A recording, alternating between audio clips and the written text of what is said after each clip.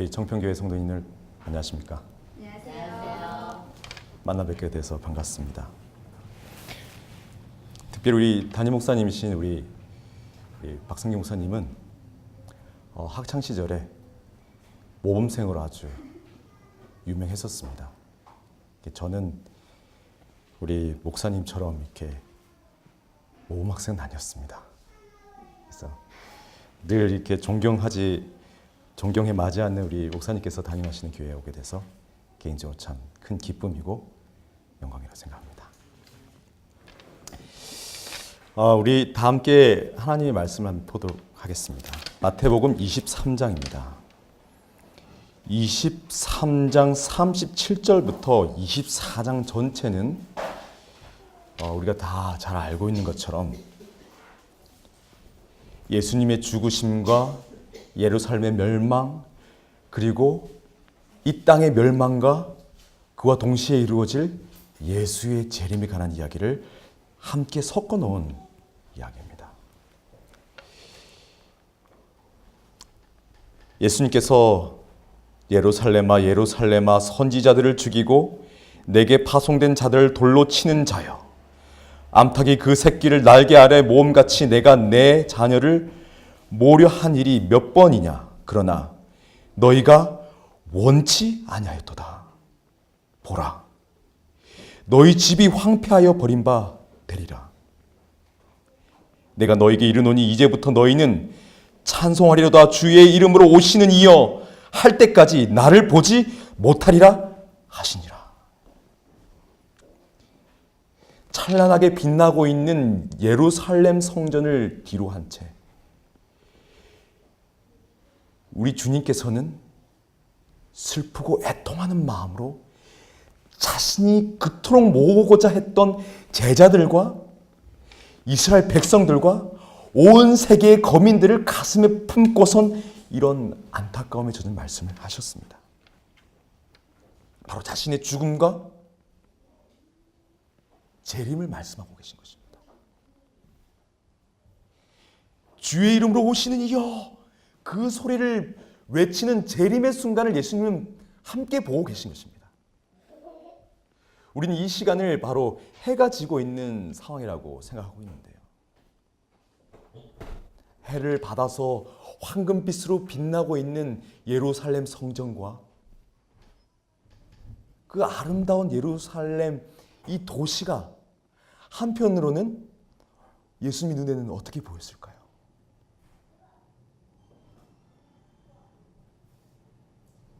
불타고 있는 예루살렘, 불타고 있는 성전으로 보이는 것입니다. 예수님의 눈에는 로마 군병들이 이 성전문을 박차고 들어오고 예루살렘 성내에 있는 사람을 칼로 사려가는 모습이 보였을 것입니다. 돌 위에 돌 하나도 남지 않고 허물어지는 그 광경을 예수님께서는 보고 계신 것입니다. 하지만 시간을 더 건너 더 멀리에서 어디까지 오고 있는 것입니까? 바로 지금 우리가 살고 있는 이 시대까지 예수님께서는 보고 계셨던 것입니다. 나의 이름으로, 아버지 하나님의 이름으로, 율법으로, 사랑으로, 십자가로 내가 너희를 품고 내 속으로 끌어들려 했건만 너희는 이렇게 나를 떠나는구나. 한탄하고 있는 것입니다. 그러면서 예수께서 성전에서 나와서 가시면서 슬픈 말씀 계속하십니다. 그리고 나서 3절에 24장 3절에 예수님께서 감난산 위에 앉으셨습니다. 제자들의 그 눈에는 예수님의 이런 모습이 도무지 이해가 가지 않았겠죠. 이 거룩한 성전과 이 거룩한 성읍은 어느 곳입니까? 바로 주님이 왕자에 앉으셔야 할 그 성전이고 그 성인 것입니다. 하나님의 왕국이, 메시아의 왕국이 이제 곧 열려야 되는데, 새 시대가 열려야 되는데, 그리고 자신들의 욕망, 이 한 자리, 그것이 곧 이루어져야 되는데 이 땅에서의 부귀와 영화가 내게 다가와야 하는데 예수님은 불타는 성전과 불타는 예루살렘을 얘기하는 것입니다. 그래서 제자들이 종용이 와서 가로되 우리에게 이루소서 어느 때에 이런 일이 있겠사오며 또 주의 임하심과 세상 끝에는 무슨 징조가 있사오리까. 물론 우리가 사도행전 1장을 펴서 보면 예수님의 죽음 이후에 부활 이후에도 40일간의 예수님과의 가르침 배움 이후에도 여전히 제자들은 무엇을 생각하고 있었습니까? 하나님의 나라는 마음에 이르는 것도 새 예루살렘의 이름으로 오는 것도 아니었고 여전히 제자들에게는 이 땅에서의 한자리, 이 땅에서의 성공, 이 땅에서의 부귀와 영화에 초점이 맞춰져 있었다는 것을 알고 수 있습니다. 하지만 예수님의 이런 말씀은 계속해서 제자들의 육에 묶여있는 정신과 육에 묶여있는 세상을 흔들어 놓았던 것을 알 수 있습니다. 그 이후의 이야기들은 우리가 아주 잘 알고 있죠. 어떤 내용이 있나요? 4절부터는 재림의 징조가 나와 있습니다. 재림의 징조. 물론 이 징조들은 예수님의 재림뿐만 아니라 예루살렘의 멸망과 관련돼서도 동일하게 일어났던 것입니다. 끊임없이 예수님의 죽음 이후에도 자신이 메시아라고 주장하는 사람들이 계속해서 일어났습니다. 거짓 선지자, 거짓 메시아, 난리와 난리 소문. 우리는 계속해서 이야기를 듣고 있지 않습니까? 그때 사람들이 너희를 환난에 넘겨주겠으며 너희를 죽이리니 너희가 내 이름을 위하여 모든 민족에게 미움을 받으리라. 10절에 그때 많은 사람이 시험에 빠져서 서로 잡아주고 서로 미워하겠으며 거짓 선지자가 많이 일어나 또 12절 불법이 성하고 사랑이 식어지리라. 그러나 끝까지 견디지 않는 구원을 얻으리라. 사실 이 이야기를 우리는 지금도 보고 있죠. 약 3주 전에 제가 약 한 달간 이제 중동에 머물다 왔습니다. 터키와 레바논 그리고 이집트에 이제 다녀왔는데요. 지금 대총회장님을 비롯해서 이 중동의 지도자분들은 예수님의 재림이 이 땅에 이루어지기 위해 마지막 열려야 할 문이 중동이라고 이해를 하고 있습니다. 그래서 현지에서 예정에 없던 사실은 이집트 방문을 현지에 계신 지도자분들과 협의하는 가운데 갑작스럽게 잡게 돼서 그곳에 다녀오게 되었습니다. 아시는 것처럼 제가 갔을 때도 상황이 굉장히 좋지 않았습니다. 이집트 카이로 시가지에는 무장한 군인들과 장갑차와 탱크들이 있었습니다. 제가 도착하기 전날에도 많은 사람이 죽었었고 제가 도착한 그 다음 날부터 또 계속해서 사람들이 죽어나갔습니다.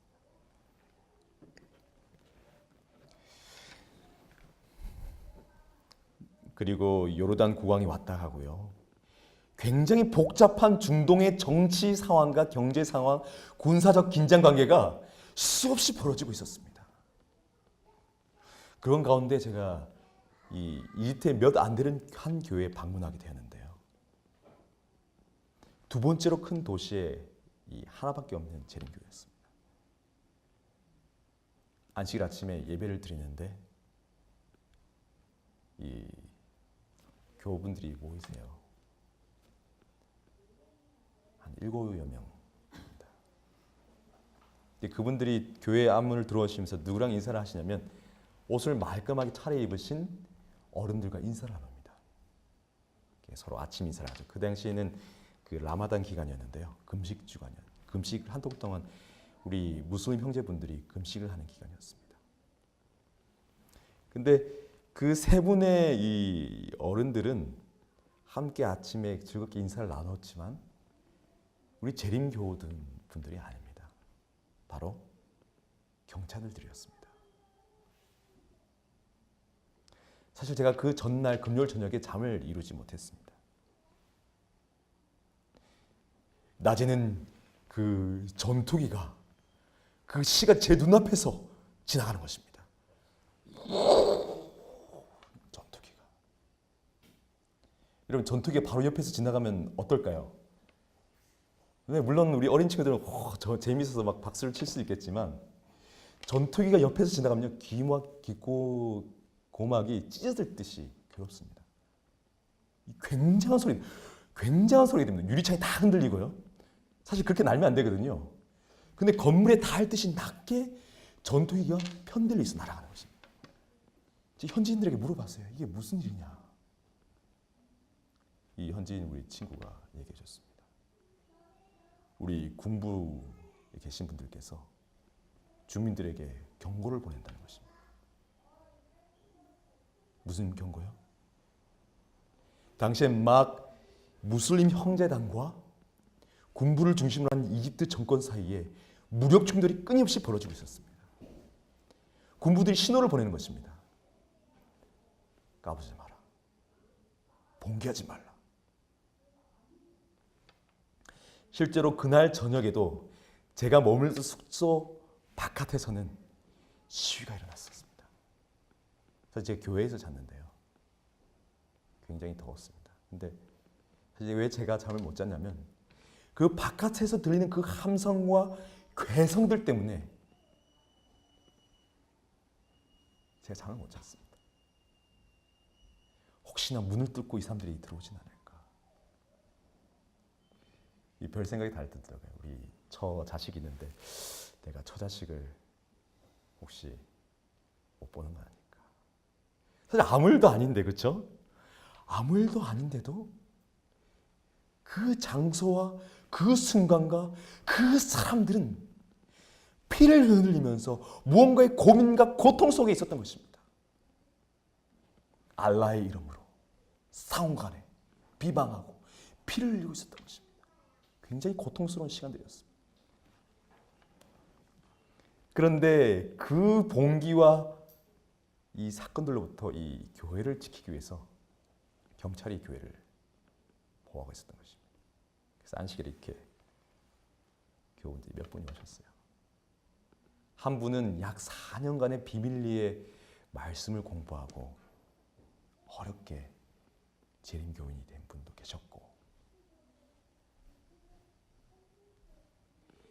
자신의 직장을 잃어버리고 생명의 위협을 받으면서 예수를 믿는 분도 계셨습니다. 음표가 없는 찬미가를 열심히 부르면서 나의 하나님을 부르는 것입니다. 사실 그들에게는 이 마태복음 24장의 이야기는 너무나 피부에 와닿았습니다. 왜냐하면 그들은 항상 난리와 난리 소문, 끊이는 분쟁과 유혈, 이것에 너무 익숙해져 있거든요.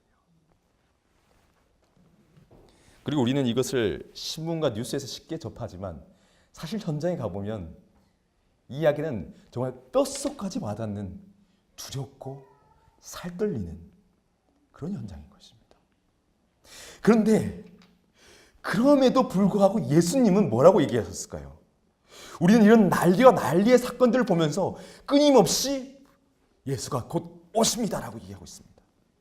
그 말은 진리이고 맞는 말씀입니다.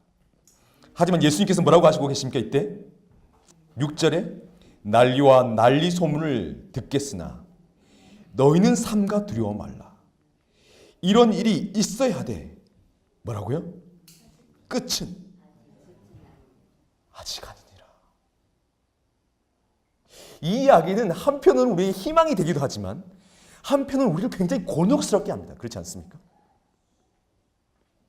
그럼 얼마나 더 가야 하는가? 얼마나 더 난리와 난리가 이 땅에 찾아와야 하는가? 사실 저도 아직도 기억합니다. 제가 어렸을 적 제가 그 부산의 그 문현동 교회를 나갔는데요. 거의 40분에서 1시간을 걸어서 교회를 갔습니다. 할머니랑 손을 잡고. 초등학교였던 걸로 기억합니다. 그럼 자주 그때 목사님께서 말씀하셨습니다. 저기 앉아있는 상욱이가, 제 이름이 상욱인데, 상욱이가 결혼하기 전에, 아니 청년이 되기 전에, 아니 때로는 어떻게 해요? 20살이 되기 전에 예수님께서 오실 것입니다 하면 우리 성도님께서 어떻게 화답하셨을까요? 아멘 하셨습니다. 아멘 하셨습니다.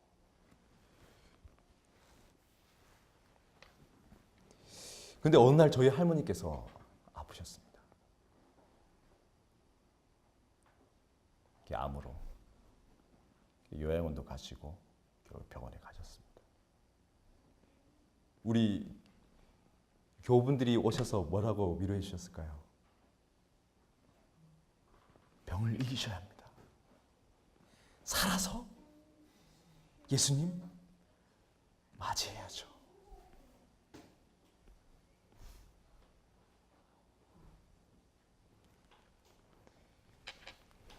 근데 할머니께서 돌아가셨습니다. 제가 신학과 2학년 때였던 걸로 기억합니다. 할머니께서 돌아가셨습니다.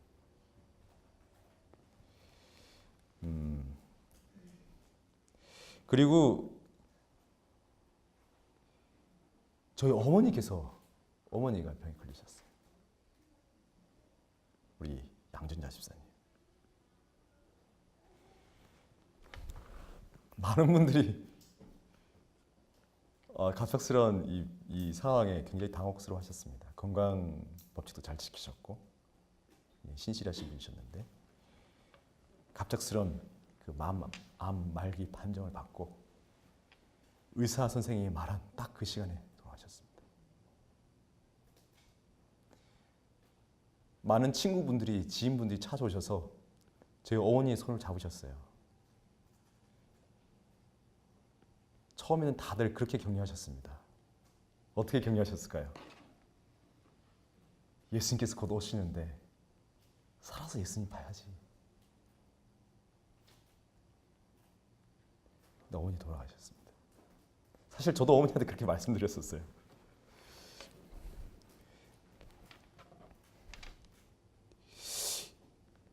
참 어려운 문제입니다, 여러분. 어려운 문제입니다. 그렇지 않습니까, 여러분? 특별히 제7일 안식일 예수 재림교회 어드벤티스트 재림 성도들에게 이 마태복음 24장의 사건과 이 예수님의 예언은 우리를 너무나 기쁘게 하면서도 당혹스럽게 합니다. 중대한 역사적 사건, 어떤 정치적 분쟁, 대지진, 전쟁이 일어날 때마다 우린 설교 당시에서 끊임없이 외쳐지는 어떤 이야기가 있습니까? 예수님 곧 오십니다.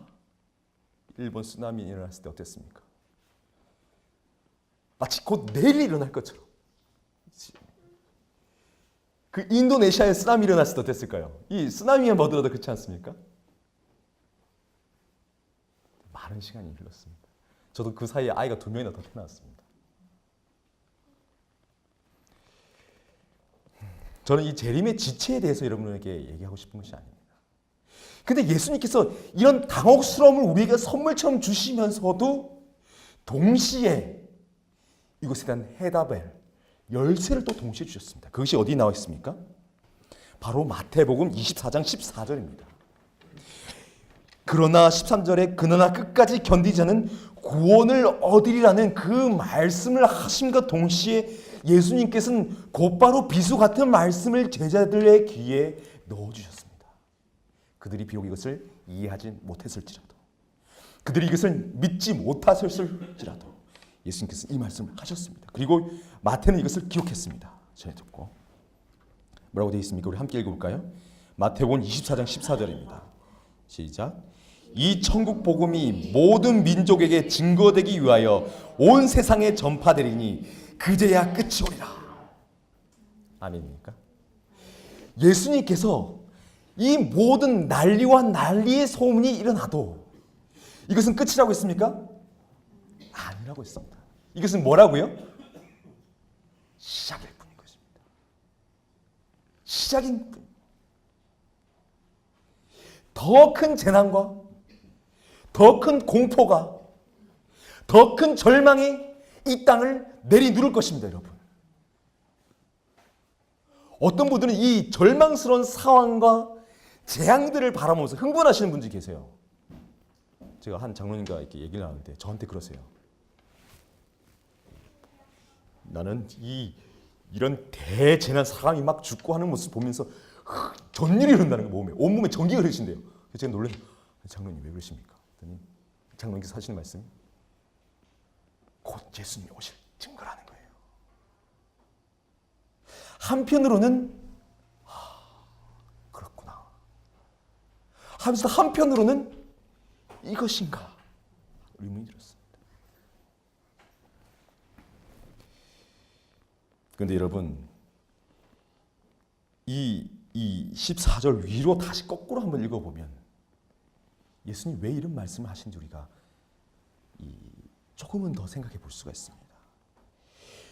천국 복음이 모든 민족에게 증거가 되기 위해 온 세상에 전파되리니 그제 끝이 온다고 하셨는데 그 전에는 또 뭐가 있습니까? 그러나 끝까지 견딘 자는 구원을 얻으리라. 성도의 인내가 얘기되고 있습니다.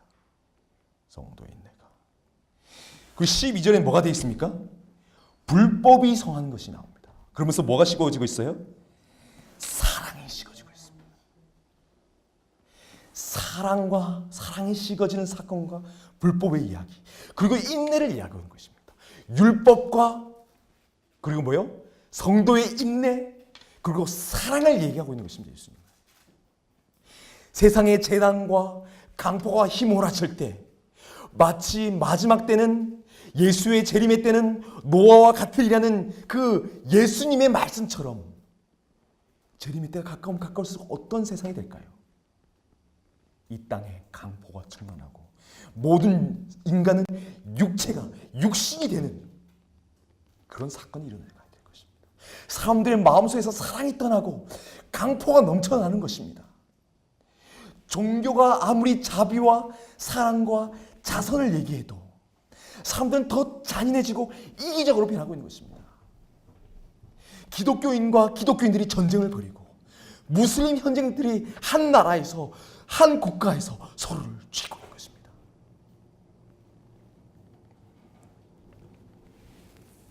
근데 그곳에 뭐가요? 불법이 성하고 사랑이 식어진 그곳에 더 이상 견디기 힘든 인내조차 할 수 없는 그곳에 뭐가 전해진다는 것입니까, 여러분? 복음이 무엇입니까, 여러분? 예수인 것입니다. 예수. 예수와 예수의 사랑이 전해져야 된다는 것입니다. 왜 세상이 강포해집니까? 불법이 성하기 때문에. 예수가 없어서 그런 것입니다. 그게 무엇입니까? 예수가 없는 것에 누가 가야 됩니까? 예수를 만난 사람이 예수를 전하기 위해 가야 되는 것입니다. 사랑을 얘기하기 위해서. 이번에 중동에 갔을 때 우리 친구들이 여러 가지 이야기를 해줬습니다.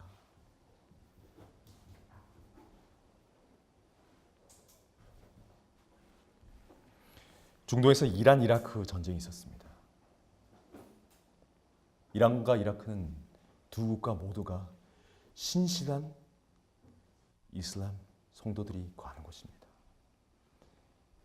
무슬림 형제들은 제가 만난 무슬림 형제들은 굉장히 친절하고 훌륭하신 인격체였습니다. 배려하고 친절하고. 그런데 선교하신 한 분 중에 이런 얘기를 해주셨습니다. 자기가 한 이란 형제를 만났는데 이 상점에서 얘기를 하다가 신앙에 대해서 얘기를 하게 됐습니다. 이분은 이란 분이셨는데 이란 이라크 전쟁에 참전을 하셨습니다. 그날도 이 전쟁을 전투를 위해 참석하는데 출전하기 전에 우리 임마 사제분들이 목에 종을 걸어주더라는 것입니다. 그리고 기도를 해줬습니다. 우리 무슬림 형제들은 성전에 참석하고 죽는 자는 천국이 보장되어 있습니다. 그 약속을 듣고 이 형제는 전장에 나갔습니다. 정신없이 싸우겠죠. 그날은 이란이 우리 진영에서 승리했습니다. 그리고 확인 사살을 했다고 합니다. 한 사람 한 사람을 이렇게 쓰러져 있는 병사들을 이렇게 뒤집으면서 확인 사살을 했다는 것입니다. 근데 확인 사살하는 과정에서 이분이 굉장한 충격을 받았다는 것입니다. 우리 이란 형제들의 이 가슴에 다 하나같이 뭐가 달리는 것입니까? 종이 달리는 것입니다. 자기 목에도 뭐가 달려있고요? 종. 천국을 약속받은 종. 그 순간 이분은 뭔가 잘못됐다는 걸 느꼈다고 합니다. 그리고 겉으로는 무슬 형제이지만 마음은 그 신앙을 버렸다는 것입니다. 왜요? 내가 그렇게 공경하고 목숨까지 바친 알라, 그 알라가 이렇게 무자비했단 말인가? 왜 우리는 알라의 이름으로 서로가 서로를 죽여야만 했던가? 그들의 고민은 아주 무겁습니다, 여러분. 아주 무겁습니다. 바로 무엇입니까? 사랑이 식어지고 있는 장소인 것입니다. 그곳에 누군가 가야 된다는 것입니다. 실제로 그곳에서는 여러 친구들인데 어떤 친구는 그 생명을 걸고 지금도 이라크에 들어가는 친구가 있습니다. 참 신기하죠. 저도 이렇게 어떨 때는 잘 믿겨지지가 않습니다. 저는 이렇게 편하게 평온하게 신앙을 하는데 어떤 친구는 고통받는 자기의 동포에게 희망, 예수를 전하기 위해서 죽음에도 불구하고 간다는 것입니다. 제가 그 친구를 만났는데 그 친구도 그래요. 이번에는 죽을 뻔했어. 다행히 이 친구들이 무슬림이지만 자기를 사랑하고 보호하고 싶은 친구들이 미리 알려줘서 빠져나왔다는 것입니다. 죽을 뻔했는데. 그런데 또 그래요. 또 들어갈 거라고. 여러분 이해가 되십니까? 왜 그래야 되죠? 사실 이집트에서의 그런 어려움은 저만 느끼는 것이 아니었습니다. 거기 계시는 우리 루 목사님이라고 아주 훌륭하신 분이 계십니다. 그 잉글랜드에서 교회 지도자로 계셨는데 이집트의 부름을 받고 거기 필드 프레젠트로 필드 장로로 오셨습니다. 근데 4년 재임하시는 동안 실제적인 침례자가 개신자가 10명도 채 안 나왔다는 것입니다. 전 국가를 통해서.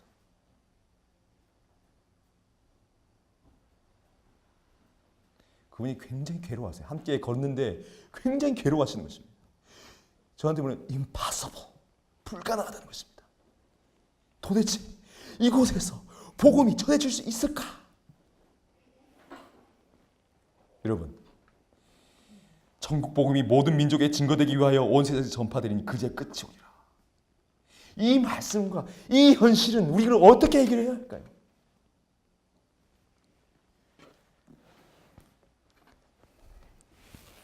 우리가 서로 이렇게 깊은 절망과 우울함 속에 빠져 있는데 알렉산드리아 그 거리를 막 걸으면서 깊은 시름에 빠져 있는데 저희가 이야기의 화제를 좀 바꿨습니다. 어떻게 바꿨냐면 지금 대륙 선교회와 ABN 청년 선교회뿐만 아니라 여러 선교 단체들이 협력해서 펼치고 있는 예수께로 운동에 대해서 얘기를 나눴습니다. 결국 우리가 나누고 싶은 것도 능력을 받는 것도 진리의 소스도 모든 문제 해결도 그 문도 예수가 아닙니까? 그냥 그래서 우리는 선교회에서도 몇 명을 침례줬느냐, 얼마나 더 많은 선교사를 파송했느냐, 얼마나 양적 성장을 가져왔느냐, 이런 것에 대해서는 얘기하지 않습니다. 저희는 요즘 더욱더 예수께 집중하기 위해서 노력해보고 있습니다. 그러다 보면 뭔가 문제가 해결되지 않을까요? 예수님을 생각하고, 사도 바울이 그랬던 것처럼 주 예수를 깊이 생각하라, 예수를 바라보라 했던 것처럼 그렇게 하다 보면 뭔가 문제가 풀리지 않을까요? 그리고 우리 선교사들을 훈련할 때 4개월 동안 시대 소망을 거의 외우면서 마음속에 예수님의 그 모습을 그려가고 있습니다. 저도 틈나는 대로 시대 소망을 스마트폰으로 차 안에서 설거지할 때, 잠이 들지 않을 때 틀어놓고 듣습니다. 상념이 근심이 내 마음을 누를 때 그냥 시대 소망을 틀어놓고 예수님의 모습을 마음속에 그리려고 애써봅니다. 그것밖에 길이 없어 보여서. 드넓은 대륙의 선교, 인도 차이나 반도, 그리고 중동에 막상 발을 들여보니 이 불가능 앞에 예수님밖에 생각할 수가 없습니다. 그런데 이분이 이제 곧 은퇴하시는 나이시거든요. 얼굴에 갑자기 핏빛이 도는 것입니다. 백인이신데 얼굴에 핏빛이 도는 것입니다. 그러더니 갑자기 이분이 열정적으로 말씀하시는 거예요. 맞다. 예수다. 어찌 보면 이 천국 복음이란 것도 우리가 상상할 수 없는 방법과 길로 예수께서 이루실 것이다. 그게 우리 서로 맞장구를 쳤어요. 뭐라고 맞장구 쳤을까요? 그렇습니다. 지금 필요한 건 뭐라고요? 예수. 예수를 마음에 영접하고 주 예수의 마음을 가지고 이 땅 어느 곳에든, 그것이 어느 곳이든 예수와 함께 살아가는 땅 끝에선 그 사람이 필요합니다. 그래도 이분이 그랬어요. 자기의 이곳에서의 사회의 결론은 그것이란 것입니다. 어찌 보면 무슬 형제들은 선교사가 필요 없을지도 모른다. 이들도 내부적으로 지금 부흥과 계획을 원하고 있다는 것입니다. 무슬 형제들은. 얼마 전에 테드 윌슨 대총회장이 이집트를 4월에 방문했었습니다. 우리 루 목사와 우리 테드 윌슨 대총회장이 함께 카이로 대학의 총장을 만났습니다. 만나서 했던 얘기를 해주시는데 그 총장이 그 얘기를 한다는 것입니다. 나는 안다. 너희 재림교인들이 꼬란에 나와 있는 People of the Book, 책의 사람이라는 것을 안다. 이 꼬란경에 나와 있는 책의 사람은 굉장히 중요한 사람입니다. 이 참 기독교인 하나님의 백성으로 이해되고 있는 부류입니다. 그러면서 하는 말이 어찌 보면 그들에게 기름은 점점 준비되고 있다. 내부적인 부흥과 개혁을 도와줄 수 있는 그 불씨를 줄 수 있는 사람이 필요하다. 그 자는 바로 재림교인일 것이고 재림 교인들 속에서 누구요? 예수를 마음에 품은 자들이라는 것입니다. 실제로 전 그 무한한 가능성을 보고 나왔습니다. 이 많은 것이 있으니 무거운 마음으로 이 카이로 국제공항을 나오는데 우리 한 청년과 식사 자리에서 만나겠습니다. 테이블에서 음식을 고르고 계산하는데 이 젊은 청년이 물어봐요. 한국 사람이라고 알아보는 것입니다. 한국에서 왔느냐? 한국에서 왔다. 왜 왔냐? 여기 뭐 좀 둘러보고 이렇게 하러 왔다. 대뜸 물어보는 것이 너 무슬림이냐고 물어보는 것입니다. 왜냐하면 저는 뭐 둘러본 곳이 관광지 뭐 피라미드 구경을 못했거든요. 제가 둘러본 곳은 다 이렇게 그 분들이 사는 곳을 둘러봤습니다. 이분이 아주 기대에 찬 모습으로 질문했어요. I am Muslim. 근데 제가 아니 난 무슬림 아니다. 그러니까 굉장히 실망하는 거예요.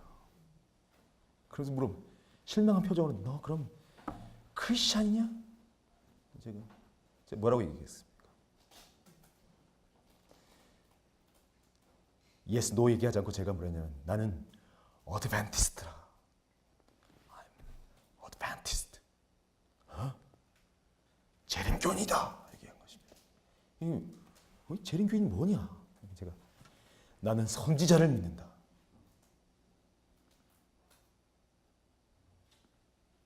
나는 안식일을 지킨다. 나는 예수의 재림과 재림하신 예수님께서 이 땅을 심판하실 것을 믿는다. 난 돼지고기를 먹지 않고 술을 마시지 않는다. 했더니 이 친구가 갑자기 얼굴이 화색이 돌면서 뭐라는지 아십니까? 야, 너 무슬림이구나 이러는 것입니다. 너 무슬림이다. 너 회개도야 이러는 겁니다. 제가 웃었죠. 나 회개도 아니라 난 어드벤티스트다. 오라는 것입니다. 자기 나라에 오라는 것입니다. 함께 살자. 이게 무엇을 뜻하는지 아십니까?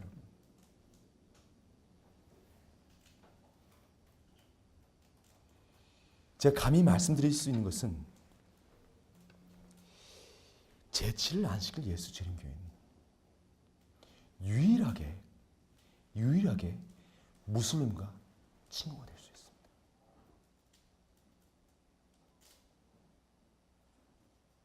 유일하게 무슬림과 진리에 대해서 논하고 그들이 더 밝은 빛으로 갈 수 있도록 도와줄 수 있는 사람들입니다.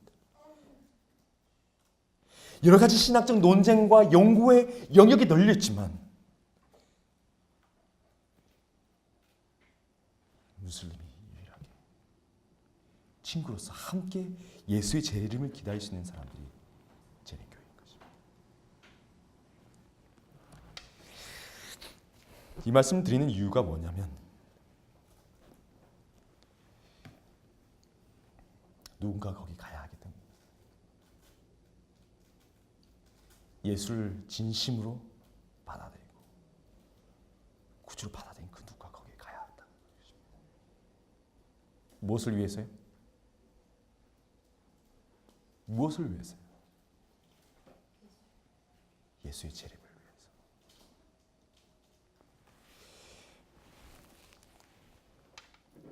왜요? 거기는 불법이 성하고 사랑이 식어왔기 때문에. 사실 우리는 성교에 대해서 얘기를 많이 하죠. 성교에 대해서 얘기를 많이 합니다. 근데 사실 성교를 얘기하면 얘기할수록 우리는 많은 경우에 경직이 되죠. 왜 그렇습니까?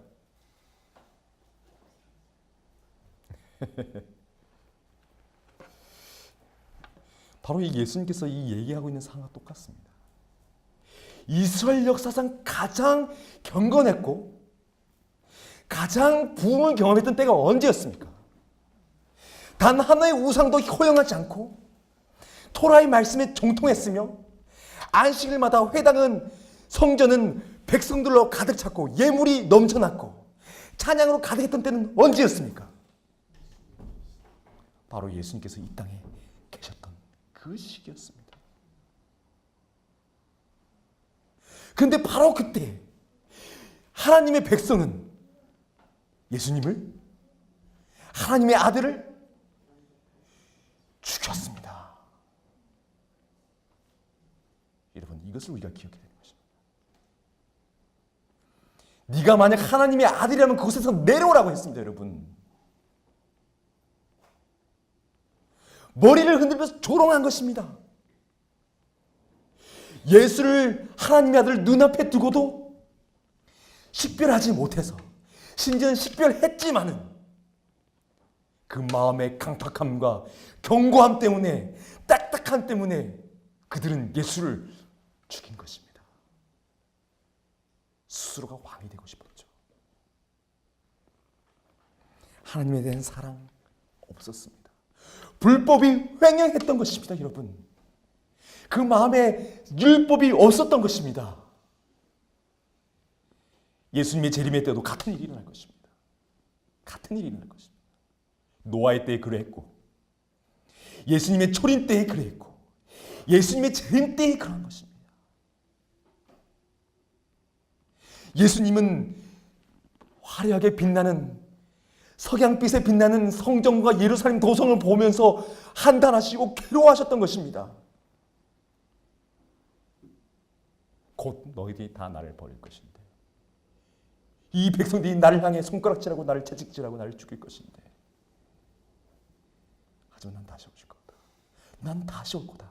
그런데 안타깝게도 내가 다시 올 때도 지금 너희들이 나한테 하는 것처럼 나의 교회도 나의 세계도 이 백성들이 나에게 똑같이 할 것이다.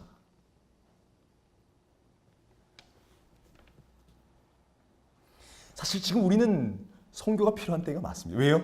예수님이 오셔야 하기 때문에. 하지만 우리는 기억해야 될 것입니다. 지금 우리에게 정말 구하고 쫓아야 할 것은 무엇입니까? 예수인 것입니다. 그 무엇도 아닌 예수인 것입니다. 예수가 내 마음 가운데 있는가? 그분이 내게 말을 거는가? 그분의 행동들이 내 행동을 지배하는가? 그분의 걸음걸이와 그분이 병자를 만졌던 그 손길이,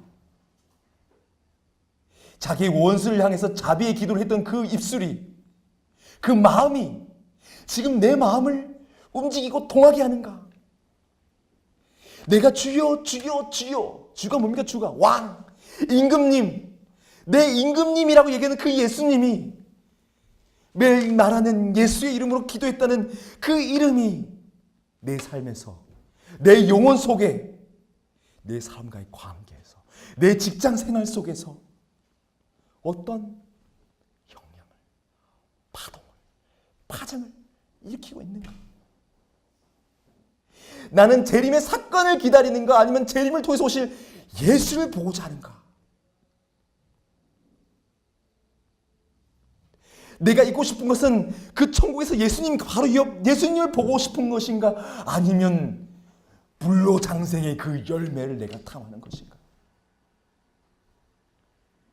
우리는 우리 근본에 대한 질문을 다시 해야 하는 것입니다. 사실 선교지에서 끊임없이 느끼는 것이 바로 이 문제인 것입니다. 이 문제. 선교사들이 가장 괴로워하고 투쟁하는 질문이 바로 이것입니다.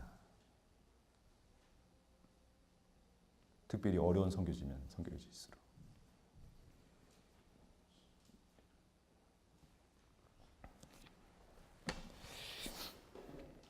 제 이야기를 마치면 한 얘기를 해주죠. 우리 루 목사님과 알렉산드리아 전철 내려서 이렇게 다시 걸어오고 있었습니다. 그날은 굉장히 힘들었고 더웠습니다. 이 주민들이 굉장히 이렇게 긴장해 있었고, 나라가 이렇게 힘든 상황이니까요. 그런데 막 이게 기찻길이 있는데 그 기찻길 옆을 걷는데 루 목사님이 얘기를 해주세요. 여기가 바로 지금 우리가 지나고 있는 곳이 중동 지역 첫 번째 재림교회 선교사가 죽은 자리라는 것입니다. 1920년대 이 젊은 백인 선교사 부부가 어린 딸 하나를 데리고 이집트로 선교사로 왔습니다. 그도 똑같은 이유 때문에 왔겠죠. 천국 복음이, 이 복음이 땅끝까지 전파돼야지 예수님 오신다는 그 예수님의 말씀 때문에 그 촉진시키고자 왔을 것입니다.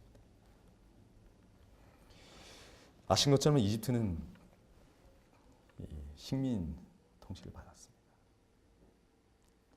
당시에도 지금처럼 시위가 많았습니다. 반 외국에 대한 열강들에 대한 분노들이 시민들에게 있었죠. 그냥 장을 봐서 돌아오는 길에 이 시위대가 마주친 것입니다. 성난 시위대는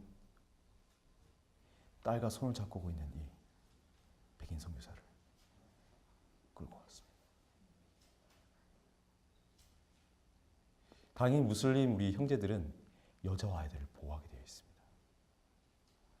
그래서 이 아이들에 대한 존중과 보호를 위해서 아이를 건드리지 않았습니다. 잘 안 들려요. 좀 더 크게 했어요.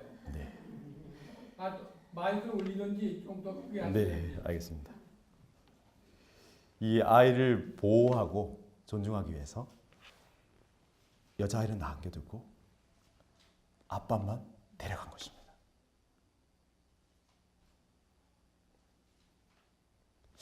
우리가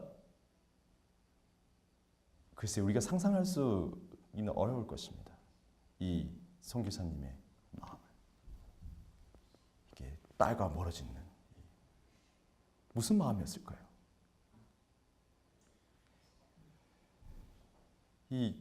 딸은 무사할까? 많이 맞았겠죠. 예수님께서 나를 지켜주시겠지? 보호해 주시겠지? 날 건져내 주시겠지? 하지만 어느 순간 일어났을 때는 이분도 깨달았겠죠. 내가 죽는구나.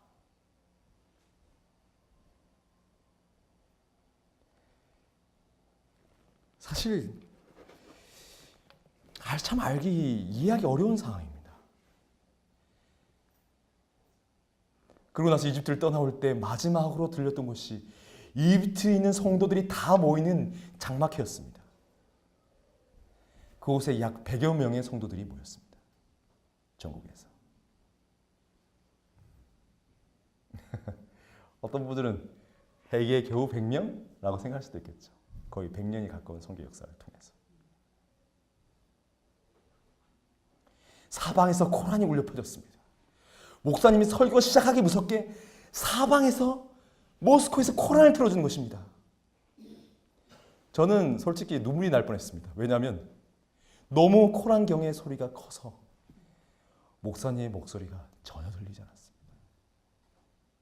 그런데도 성도들은 말씀을 전하는 그 목사에는 단 한 치 흔들림 없이 성도를 향해서 말씀을 전했고, 성도들은 그 목사님을 향해서 시선을 집중하고 있는 것입니다. 저는 하나도 들리지 않았습니다.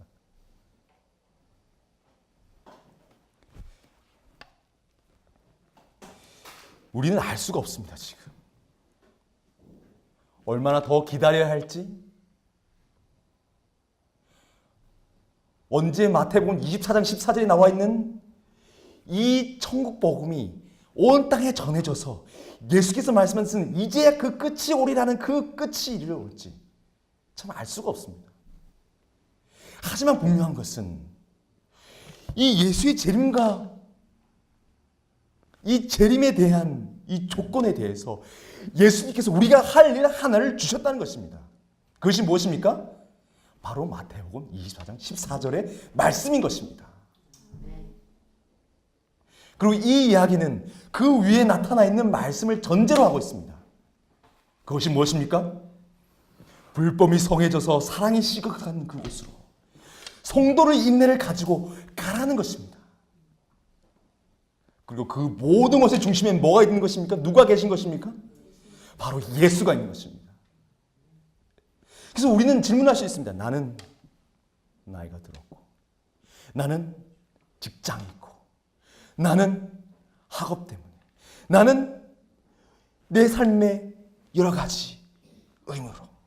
그때 내가 어떤 구체적인 행동 이전에 우리가 먼저 구해야 할 것은 내 안에 내가 전할 예수가 있는지 없는지 그것을 확인해야 할 것입니다. 그리고 예수가 내 안에 들어차 있을 때에, 그분께서 내 주인으로 내 속에 계실 때에, 그때에는 두려움이 없겠죠. 그렇죠?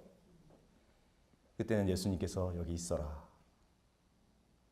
여기서 너 아이들을 돌봐라. 선교사들 위해 기도하라. 네 친족들을 위해서 기도하라. 네 곁에 있는 이웃이 불쌍하다 좀 도와줘라. 성령의 음성을 따라서 가면 되는 것입니다. 때론 성령이 말씀하시겠죠. 네가 가진 그물을 내려놔라. 네가 갖고 있는 그 책상을 박차고 나가라.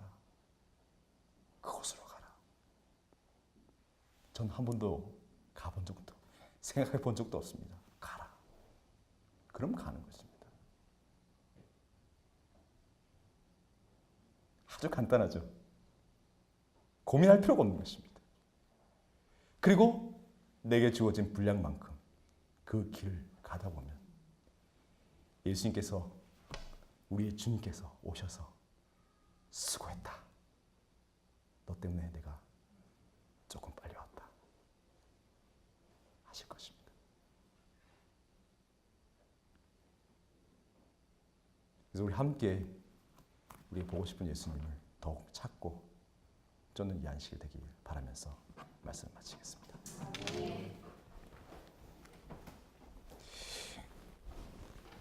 오늘 가지고 계신다. 마치는 참이 다 일어나셔서 600장 부르시겠습니다.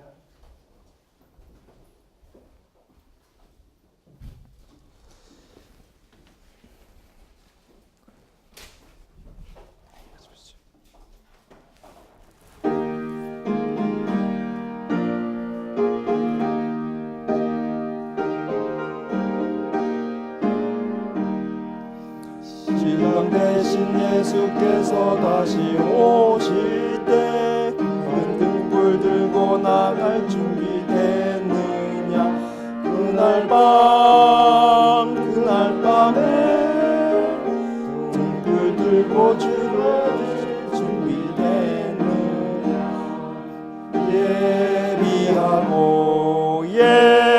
예비하세 우리 신랑 예수 오실 때 밝은 등불 손에 들고 기쁨으로 주를 얻겠네.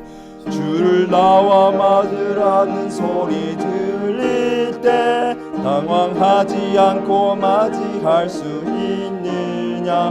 그날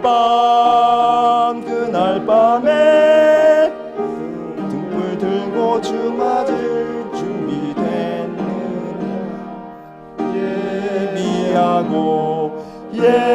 예비하세 우리 신랑 오실 때.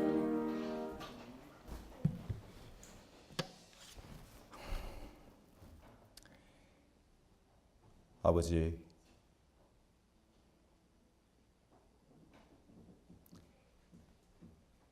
오늘도 저희들의 삶을 그대로 가지고 아버지 앞에 나와왔습니다. 번잡하고